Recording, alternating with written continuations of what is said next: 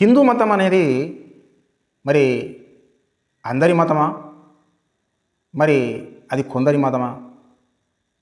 వాస్తవంగా అది బ్రాహ్మణ పక్షపాత మతము అని చెప్పి మన గత వీడియోలో కూడా కొన్ని మాట్లాడుకున్నాం. అసలు దేవుణ్ణి వదిలి మానవులు తమ స్వార్థ ప్రయోజనాల కోసము కొన్ని రకాలైనటువంటి కట్టుబాట్లు, కల్పనా కథలు, అంతేకాకుండా దేవుని పేరును వాడుకొని మరి లాభం గడించడానికి చేసినటువంటి అనేకమైనటువంటి కుట్రపూరిత నియమాలు, నిబంధనలు ఈ యొక్క హైందవములో ఉన్నాయి.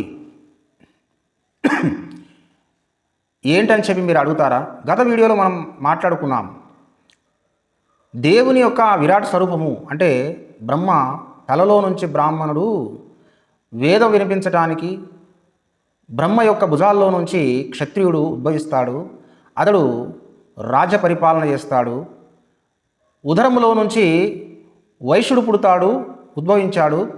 అతడు వ్యాపారం చేస్తాడు. శూద్రుడు మరి పాదాల్లో నుంచి పుట్టాడు గనక లేదా వచ్చాడు గనక అతడు పై వారికి సేవలు అందిస్తాడు, పోషిస్తాడు అని చెప్పి మనం తెలుసుకున్నాం. అయితే ఈ యొక్క దృష్టాంతము లేకపోతే ఈ యొక్క లేఖన భాగము మనము చదివినప్పుడు, చూసినప్పుడు ఇందులో కుల వివక్ష లేదు అని చెప్పి చెప్పడానికి వీలు పడదు. ఈ యొక్క మరి ఉదాహరణని అందరికీ మరి అర్థమైన విషయం ఏంటిదనంటే పైవాడు పైవాడే, కిందివాడు కిందివాడే అనే విధంగా ఉన్నది అని చెప్పి మనం గతంలో తెలుసుకున్నాం. కానీ మనుధర్మశాస్త్రంలో ఒక శ్లోకం ఉంటుంది. ఆ శ్లోకం ఏంటిదనంటే జన్మల జాయితే శూద్ర సంస్కారేత్ భవేత్ ద్విజ, అంటే జన్మతో ప్రతి ఒక్కరూ శూద్రులుగానే పుడతారు, ఏ భేదము లేకుండా, ఏ కుల భేదము లేకుండా. అయితే తమ యొక్క మంచి సంస్కారముల వలన వారు ద్విజులుగా మారచ్చు, అంటే బ్రాహ్మణులుగా ఉన్నత వర్గం వారిగా, వర్ణం వారిగా మారచ్చు అనేటువంటి భావం కలిగే విధంగా ఒక శ్లోకం ఉన్నది. మరి ఇది ఎంతవరకు సత్యము, ఇది ఎంతవరకు ఆచరించబడుతుంది, నేటి సమాజంలో ఇది నిజముగా ఇలాగనే ఉన్నదా అని చెప్పి కనుక పరిశీలన చేసినట్టయితే దాదాపుగా లేదు అనేటువంటి సమాధానమే ఉండి ఉన్నది. ఎందుకనంటే ఒక శూద్రుడు శూద్రుడుగానే ఉంటాడు, బ్రాహ్మణుడు బ్రాహ్మణుడుగానే ఉంటాడు. లేదు లేదు, మీరు తప్పుగా అర్థం చేసుకుంటున్నారు. అసలు ఒక శూద్రుడు ఒక మంచి టీచర్ కావచ్చు, ఒక శూద్రుడు ఒక ఆర్మీ కావచ్చు, ఒక శూద్రుడు మరి ఒక వ్యాపారవేత్త కావచ్చు. కాబట్టి ఎవరు ఏమైనా కావచ్చు, వారికి వారు తమను తాము మార్చుకున్నప్పుడు, సంస్కరించుకున్నప్పుడు, జ్ఞానం పొందినప్పుడు ఎవరైనా ఏమైనా కావచ్చు అని చెప్పి మనకు చెబుతారు. అసలు వృత్తిని బట్టి హెచ్చు తక్కువలు అనేటువంటివి ఉండవు. కానీ మరి ఒక శూద్రుని ఇంట పుట్టినటువంటి వ్యక్తి టీచర్ అయితే కాగలడు, కానీ ఒక బ్రాహ్మణుడు కాలేడు. క్షత్రియుడు అయితే కాగలడు. అంటే క్షత్రియుడు అంటే దాని అర్థం ఏంటిది? క్షత్రియుడు అంటే ఆ క్షత్రియుడు కాదు, ఏది భుజాల్లో నుంచి వచ్చినటువంటి క్షత్రుడు కాదు. ఒక ఆర్మీ కావచ్చు, కమాండర్ కావచ్చు, అవసరం పడితే మొత్తము ఆర్మీకి అంతటి కూడా ఒక పెద్ద మరి మంత్రి కూడా కావచ్చు, హోం మంత్రి కూడా కావచ్చు. అది కాదు, ఈ భౌతికపరమైనటువంటి వృత్తిపరమైన విషయాలు, జీవనోపాధికి సంబంధించినటువంటి చేసే పనులు కాదు. ఆధ్యాత్మిక కోణంలో మనం ఆలోచించినప్పుడు ఒక బ్రాహ్మణుడు పుట్టుక నుంచే బ్రాహ్మణుడు. ఎందుకనంటే తండ్రి బ్రాహ్మణుడు కాబట్టి కుమారుడు బ్రాహ్మణుడు అవుతున్నాడు. ఒక శూద్రుడు బ్రాహ్మణుడు ఎలా కావాలి అని అంటే, ఒకవేళ శూద్రుడు బ్రాహ్మణుడు కావాలనంటే ఈ బ్రాహ్మణుడే శూద్రుని పిలుచుకొని అతనికి వేద పఠనము నేర్పించి విప్రుని చేయాలి. బ్రహ్మ జ్ఞానాత్ ఇది బ్రాహ్మణ, అంటే బ్రహ్మ జ్ఞానాన్ని నేర్చుకున్నప్పుడు అతడు బ్రాహ్మణుడు అవుతాడు. కాబట్టి బ్రహ్మజ్ఞానము నేర్పించేటువంటి వాడు కావాలి. గాయత్రి నేర్పించేటువంటి వాడు కావాలి, ఈ యొక్క శూద్రుడు నేర్చుకునేటువంటి వాడు కావాలి. అన్ని ఇంద్రియముల మీద పట్టు సాధించినటువంటి వాడు కావాలి, అంటే సాధుపరుచుకున్నటువంటి వాడు కావాలి. తన ఇంద్రియముల వలన ఏ రకమైనటువంటి పాపము చేయకుండా అతడు పవిత్రుడుగా ఉండగలగాలి. మరి అధ్యయనం చేసి అధ్యయనము చేయించేవాడుగా ఉండాలి, మారాలి. ఈ విధంగా తను తాను మరి సంస్కరించుకోవడానికి ఒక బ్రాహ్మణుడే ఒక శూద్రునికి సాయం చేసేటప్పుడు మాత్రమే అది సాధ్యమవుతుంది. మరి ఈ యొక్క శూద్రుని ఇంట ఆ సౌలభ్యం లేదు గనక, బ్రాహ్మణి ఇంటనే ఆ జ్ఞానం ఉన్నది కనుక, ఒక బ్రాహ్మణుడు నిష్పక్షపాతంగా, నిస్వార్థంగా, హుందాతనముతో, నిజాయితీతో, సత్యవర్తనుడుగా ఒక శూద్రునికి కూడా దైవికమైనటువంటి విద్యాభ్యాసం అందించి తనంతటి గురువును తయారు చేయాలి. అప్పుడు ఆ గురువు నిజముగా అతడు నిజమైనటువంటి ధర్మవర్తనుడు అని చెప్పి మనం భావించుకోవచ్చు. కానీ స్వార్థముతోటి లేదు లేదు అని చెప్పి ఒక శూద్రుడు ఫలానది తింటాడు, ఫలానా విధంగా బ్రతుకుతున్నాడు అని చెప్పి ఏదో పేచిపెట్టి మరి అతడు పూర్వజన్మల కర్మల ఫలంగా లేదా పాపాల ఫలంగా, పాపకర్మల ఫలంగా ఇతడు ఈ యొక్క శూద్ర కుటుంబంలో పుట్టాడు, అతడు ఆ శూద్ర కుటుంబంలో అతని యొక్క కర్మఫలాలు అనుభవించవలసిందే అని చెప్పి ఈ శూద్రుని తన మానాన వదిలేసినప్పుడు అతడు గురువు ఏం చేస్తున్నాడు, తన యొక్క స్థాయిని మరి తన్ను తానే మరి అపవిత్రపరుచుకుంటున్నాడు. ఒక రకంగా చెప్పాలంటే మరి ఆ యొక్క గురువు యొక్క పదవికి అతడు న్యాయం చేయడం లేదు. ఇప్పుడు చూసినట్టయితే ఒక స్కూల్లో ఒక టీచరు ప్రతి ఒక్కరికి సరైన మరి పర్యవేక్షణ చేసి సరైన విద్యను అందించి అందరినీ సమానంగా చూసినప్పుడే అక్కడ విద్యార్థులు అనే వాళ్ళు ఎదుగుతారు. కాబట్టి ఫలానా ఒక వ్యక్తి ఆ కులం వాడు కాబట్టి ఇలా చూడాలి, ఫలానా వ్యక్తి మరి ఆ కులం వాడు అని చెప్పి ఈ కులం వాడు అని చెప్పి అక్కడ తమ భేదాలు చూపించినట్టయితే ఆ వ్యక్తి లేదా ఆ పిల్లలు ఏమాత్రము మరి ఎదగలేరు. అంటే నిష్కపటమైనటువంటి విద్యను అందించినప్పుడే పిల్లలు ప్రతి వర్గము నుంచి ఎదగగలరు. కాబట్టి అలాంటి సౌలభ్యం ఉన్నదా అని అంటే లేదు.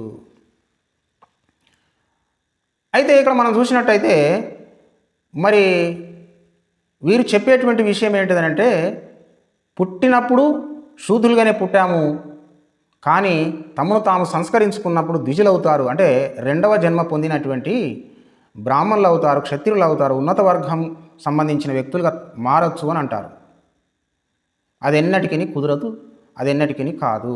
కారణం ఏంటిదనంటే వారు కొన్ని ఉదాహరణలు చెప్తారు. చూడండి, ఏం ఉదాహరణ చెప్తాడంటే, వశిష్ఠుడు, వ్యాసుడు మొదలగు మరి విశ్వామిత్రుడు మొదలగు వారు ఒక కులము నుంచి లేదా ఒక వర్ణము నుంచి మరో వర్ణానికి ఎగబాకారు అని చెప్తారు.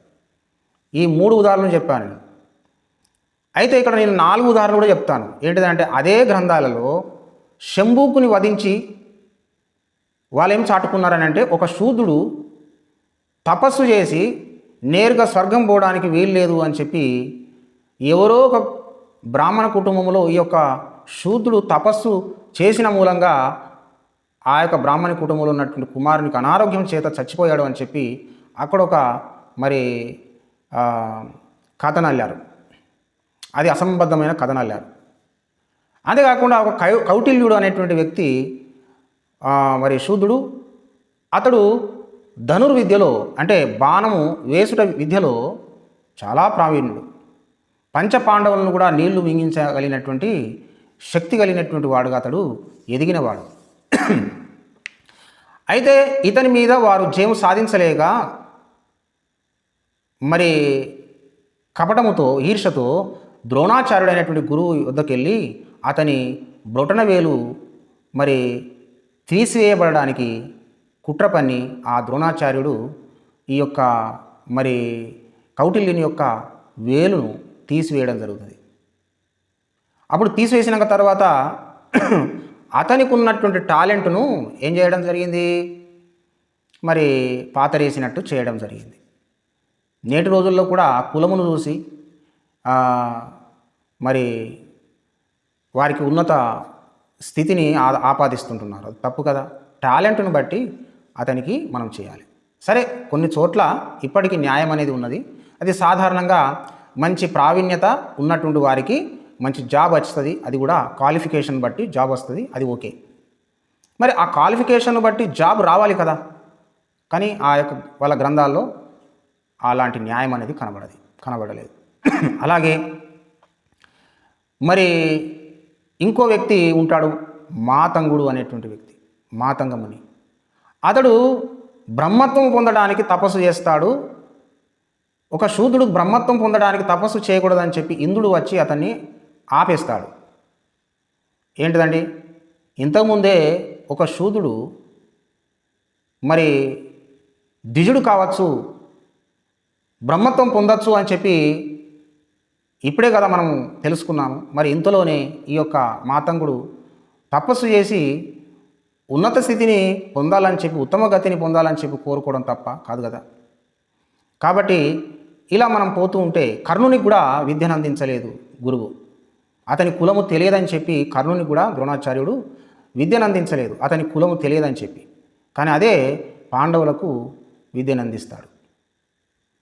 ఇలా మనం చూసుకుంటూ పోతూ ఉంటే మరి అడుగడుగున ఈ యొక్క మహాభారతంలో కానీ, మరి వేదాల్లో కానీ, పురాణాల్లో కానీ మనము ఈ యొక్క వివక్ష అనేటువంటిది మనం చూస్తున్నాము. కాబట్టి కులం అనేటువంటిది చాలా వేళ్ళూనుకొని పోయింది. ఈ యొక్క కులం అనేటువంటిది స్పష్టంగా ఉండి ఉన్నది. కులము లేదు అని చెప్పేటువంటి కుహన మేధావులు ఎప్పటికి కూడా ఒక కింది స్థాయిలో ఉన్న వ్యక్తి పైకి ఎదగడము వారికి ఇష్టము ఉండదు. ఎందుకనంటే మరి ఆ యొక్క కులమే వారికి ఆదాయము కనుక ఆ కులం పోయినాడు వారు రోడ్డు మీకు వస్తారని చెప్పి అనుకుంటారు. ఇంకొక మాట, అసలు పని చేయని వాడు భోజనమే చేయొద్దు అని చెప్పి బైబిల్ గ్రంథంలో ఒక లేఖనం సెలవిస్తుంది. బ్రాహ్మణుడు అందరి మీదనే ఆధారపడి బ్రతుకుతాడు. ఏదో తనకు గొప్ప జ్ఞానం ఉన్నదని చెప్పి ఆ జ్ఞానము ఎవ్వరికి రాదని చెప్పి బుకాయిస్తాడు. తప్పు కదా. ఎవరు ఏదైనా సాధించవచ్చు. అనగననగ రాగమతి సేయుళ్ళు చుండును తినగ వేము తీయగనగును సాధనమున పనులు సమకూరు ధరలోన విశ్వదాభిరామ వినురవేమ. సాధన చేస్తే ఉత్తమ బ్రాహ్మణుడు కూడా కాగలడు ఒక శూద్రుడు. కాబట్టి వీరు చెప్పేటువంటి విషయం ఏంటిదనంటే ఎవరి వల్ల కాదు. ఒక శూద్ర కుటుంబంలో పుడితే ఆ శూద్రులకు ఎవరి వల్ల కాదు అని చెప్పి వాళ్ళు ప్రగాఢంగా నమ్ముతారు.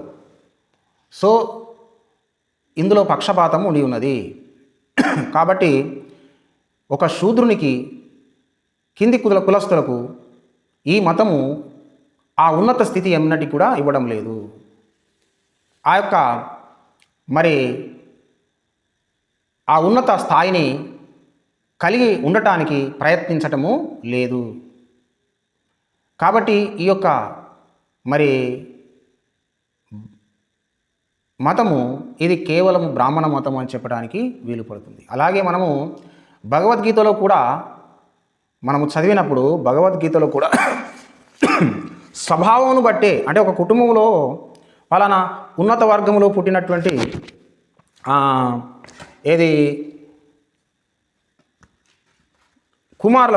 కుమార్తెలకు లేదా ఒక ఉన్నత కుటుంబంలో పుట్టినటువంటి వ్యక్తులకు స్వభావమును బట్టే వారి తల్లిదండ్రుల ద్వారా వారికి ఆ ఉన్నత స్థితి వస్తుంది అని చెప్పడం కూడా జరిగింది. అలా చెప్పినాక తర్వాత ఇక ఒక శూద్రుడు మరి శూద్రుడుగానే పుట్టినప్పుడు తర్వాత సంస్కారాలను బట్టి ద్విజుడవుతాడు అని చెప్పడం దేనికి? తప్పు కదా.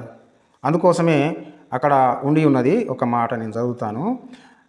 భగవద్గీత 18:41, 42, 43లలో ఉన్నది. అయితే 41, 42 మనం చదువుకుందాం.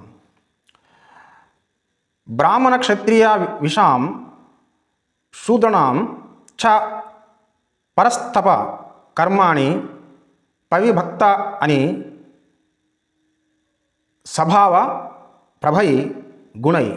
దాని తాత్పర్యము, ఓ పరంతప, ప్రకృతి త్రిగుణములచే కలిగిన గుణ స్వభావములను అనుసరించి బ్రాహ్మణులు, క్షత్రియులు, వైశ్యులు, శూద్రులు విభజింపబడుదురు.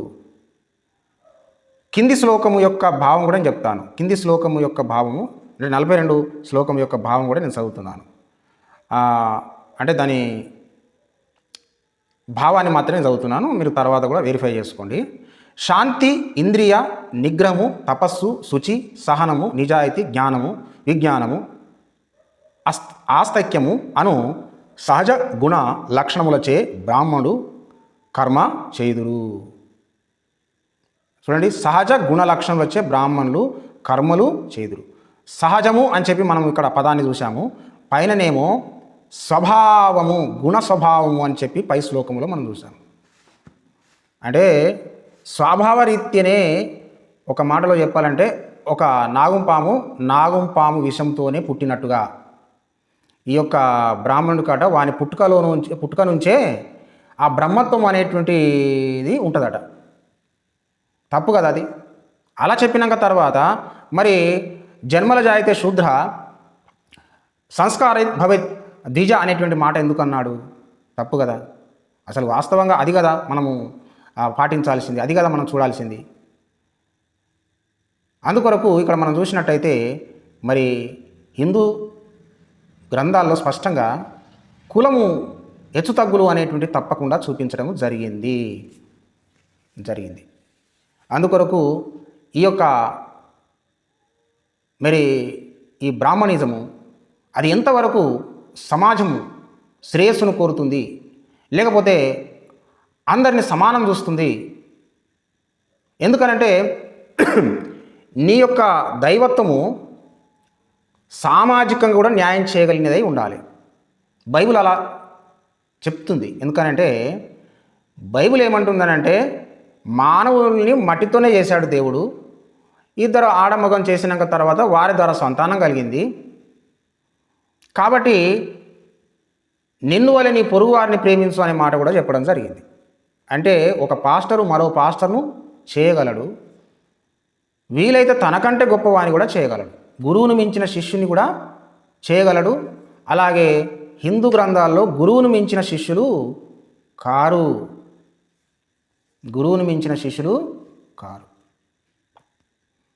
అందుకొరకు మనము ఈ యొక్క శూద్రులు అనేటువంటి వ్యక్తులు బ్రాహ్మణుల యొక్క మాటలు విన్నంత కాలము మనము వారి చేత తన్నుల పాలై అవుతాము, నిరాశకు గురవుతాము.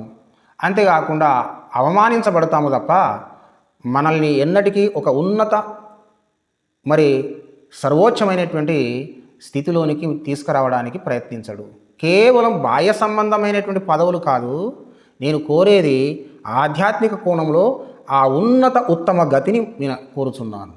ఆ ఉన్నత ఉత్తమ గతి హైందవ ధర్మంలో శూద్రునికి లేదన్నది నగ్న సత్యం. ఇంతటితో నా మాటలు ముగిస్తున్నాను. మీ అందరికీ నా వందనములు. కామెంట్ ద్వారా మీరు ఈ వీడియోకు ప్రతిస్పందించండి. దేవుడు మిమ్మల్ని అందరినీ దీవించి ఆస్వాదించునుగాక.